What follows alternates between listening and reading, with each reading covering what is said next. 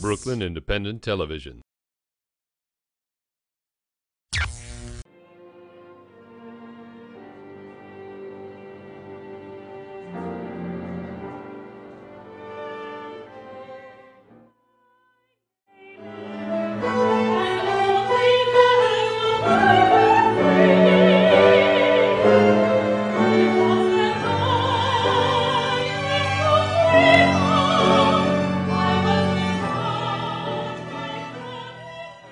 Harriet Tubman is an opera. Harriet Tubman, When I Crossed That Line to Freedom, is the actual title of the whole piece. There's this whole thing about the power of one. You know, you have one person who's in one situation and it's an impossible situation.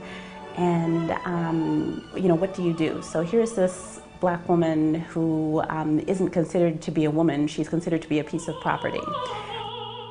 I'm Nkeiru Okoye, and I am the composer of Harriet Tubman. There are 4 songs in Songs of Harriet Tubman, and the 4 songs differ in 2 ways. Each one uses a different name that she used. So it goes through her 4 names, and each name goes with a phase in her life, and it also with a different style of traditional African American music.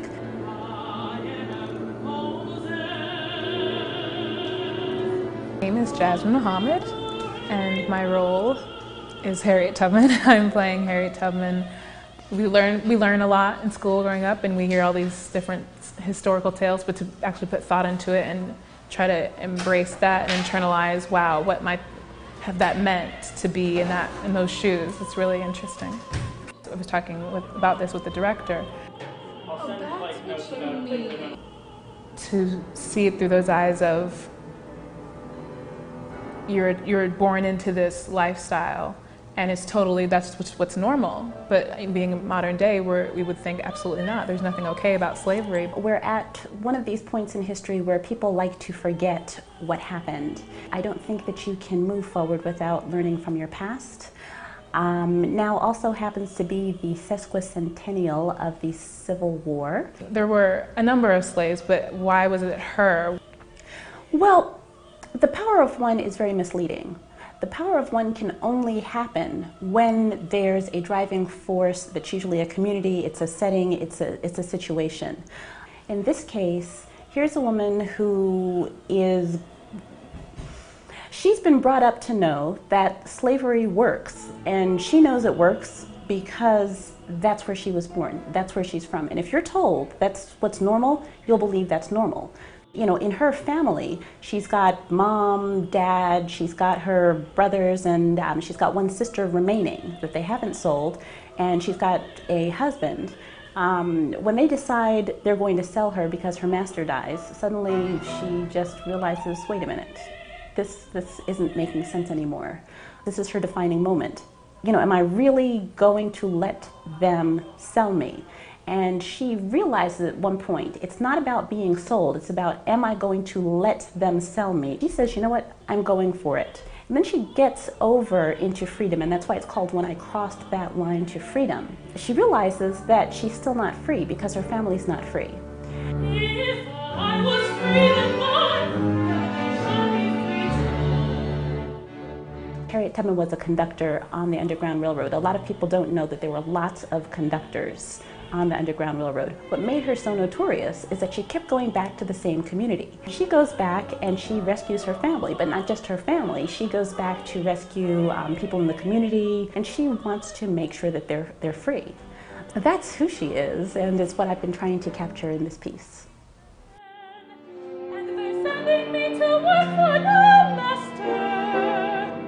I hope he... My name is Beth Greenberg, and I'm the stage director in the Harriet Tubman Opera. I think the music is beautifully composed, it's great for the voice, it's great for singers, it shows a lot of range for the singers, and the story is really compelling.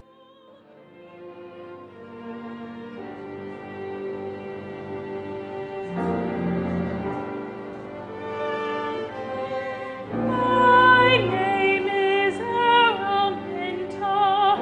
The piece lapsed between being a young girl to I'm in my 40s. So it's definitely just to go from beat to beat, from each song to each song, and try to remember that, okay, this is a different time in my life, and still somehow manage to communicate that to people so they'll understand.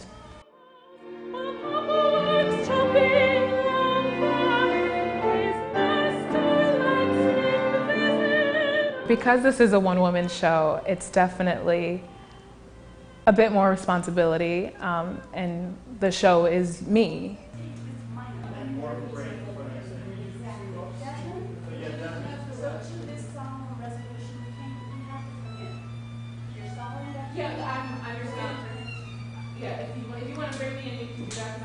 Adding all of the components of the conductor, the quintet, the piano, my staging, my performance, my memorizing the music, and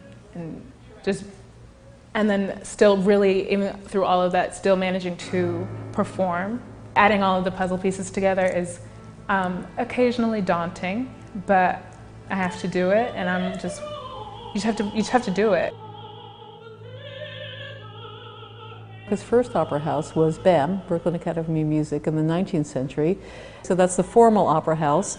And now, in the past decade, there are a lot of alternative spaces in Brooklyn that are performing opera. Galapagos is a cabaret-style performance space, which is really nice. So people are seated at tables, having drinks and watching opera.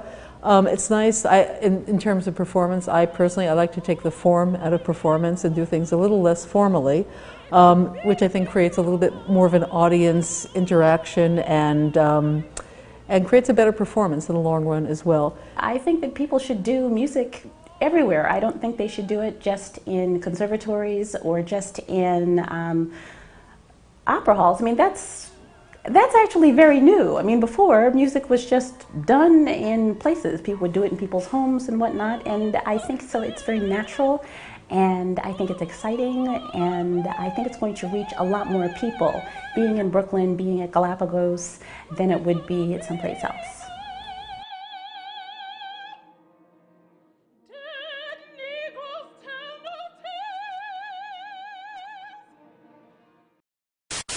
Become a fan on Facebook. Like Brooklyn Independent Television.